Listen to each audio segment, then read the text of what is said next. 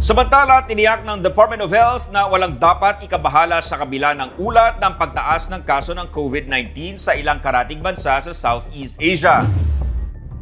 Aktibong nakikipag-ugnayan ang DOH sa ASEAN para sa impormasyon na lalong magpapalakas sa ating kahandaan kahit na wala tayong dapat na ikabahala sa kasalukuyan. Kasunod ito ng mga balita ng pagtaas ng COVID-19 cases sa Singapore at Hong Kong. Sa Singapore, umabot sa tinatayang 14,000 ang kaso ng COVID-19 mula April 27 hanggang May 3. Mas mataas kumpara sa 11,100 na naitala noong nakaraang linggo. Gayunman, nilinaw ng kanilang Ministry of Health na walang indikasyon na mas malala o nakakahawa ang kasalukuyang kaso ng COVID-19.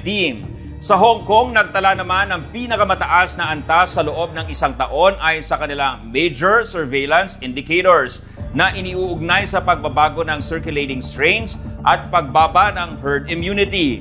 Umabot sa 81 ang malulubhang kaso sa matatanda, kabilang ang 30 fatal cases sa nakalipas na 4 na linggo.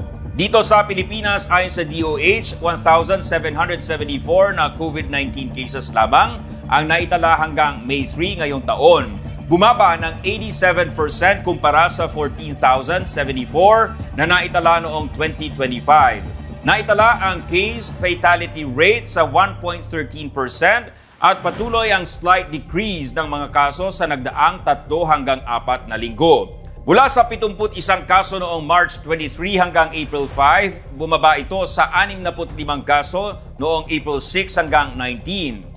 Para makaiwas sa sakit, nagpaalala sa publiko ang DOH na maaaring magsagawa ng mga preventive measure tulad ng pagsusuot ng face mask sa mga pag-abutan, pagiging maingat sa pag-ubo o pagbahin, pagpapahinga kung may sintomas at agarang pagkonsulta sa doktor kung may nararamdamang sakit.